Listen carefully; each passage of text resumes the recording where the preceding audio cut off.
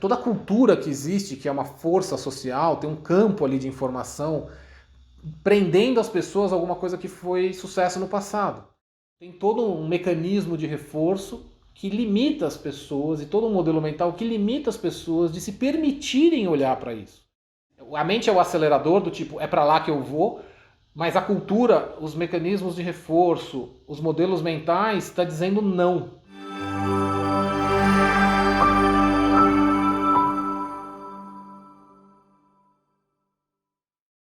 Olá, eu sou Marcos Pittini e o objetivo desse vídeo é a gente refletir um pouquinho sobre quando que a gente está verdadeiramente diante de uma evolução ou a necessidade de se repensar a cultura.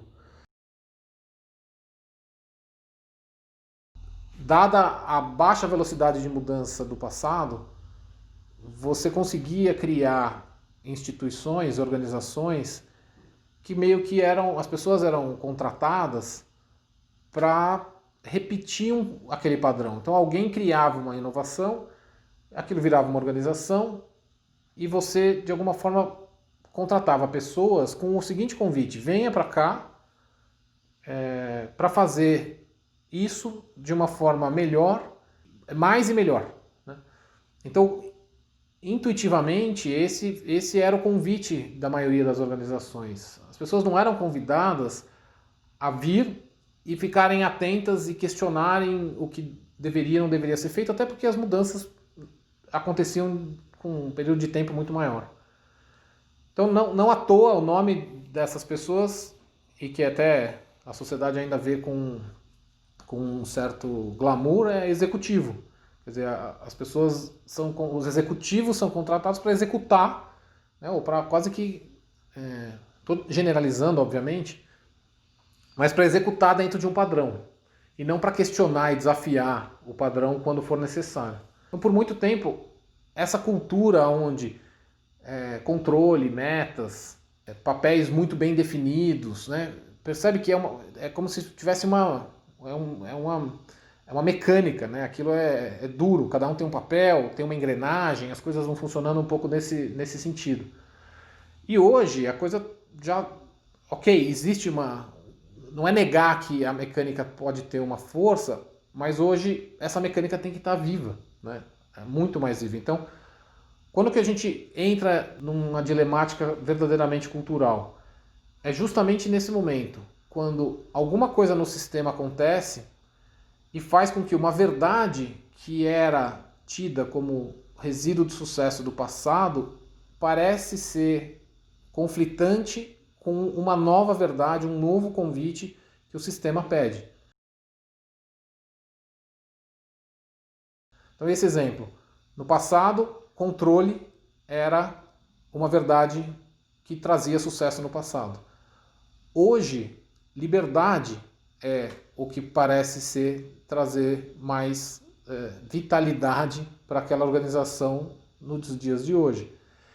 E aí, por mais que você... E aquilo parece conflitante, peraí, é controle ou é liberdade? Se você pega 99% dos livros de gestão, eles estão desenhados... Gestão é um sinônimo de controle, é um nome bonito para controle. Então, todos os executivos, eles foram criados a partir de se definir metas, de se definir previsibilidade, de se definir uma série de coisas, e que parece conflitante com o que a gente vive hoje. Né? Como é que eu não vou ter meta? Como é que eu não vou ter controle? Como é que eu não vou ter previsibilidade? Como é que eu vou dar autonomia para as pessoas se organizarem e tomarem decisões de forma cada vez mais ágil?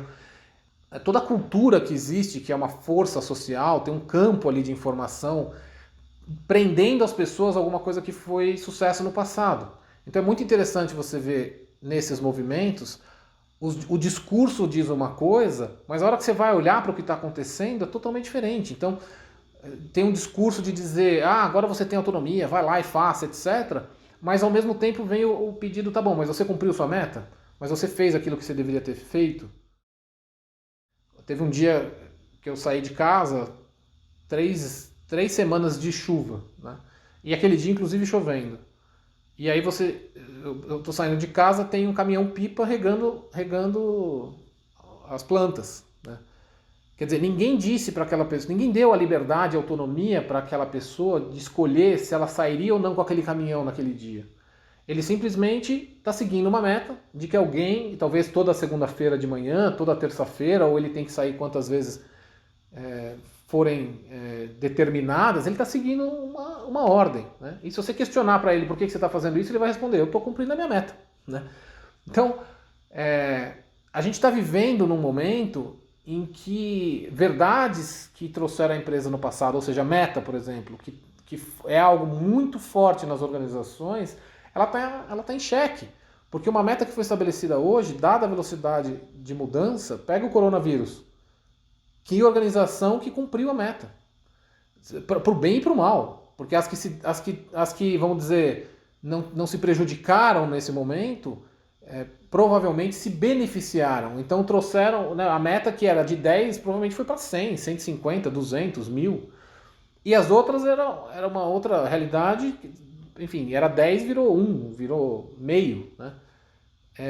E aí, quem é culpado disso? Né? Porque a gente olha para uma cultura que pede cada vez mais liberdade, que pede cada vez mais autonomia, que pede flexibilidade, que pede para que não se tenha previsibilidade pela previsibilidade, que se pede para que as pessoas olhem para a realidade como ela é, tragam a realidade e questionem inclusive as metas para saber se vai ou não vai, se deve ou não deve, se ainda faz sentido ou não faz sentido.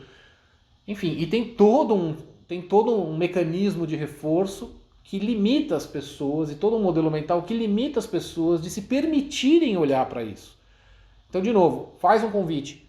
Não, aqui agora a gente quer que vocês tenham liberdade, a gente quer que vocês tenham... A gente precisa de mais inovação, etc. Mas eu volto e pergunto, tá, mas você cumpriu a meta?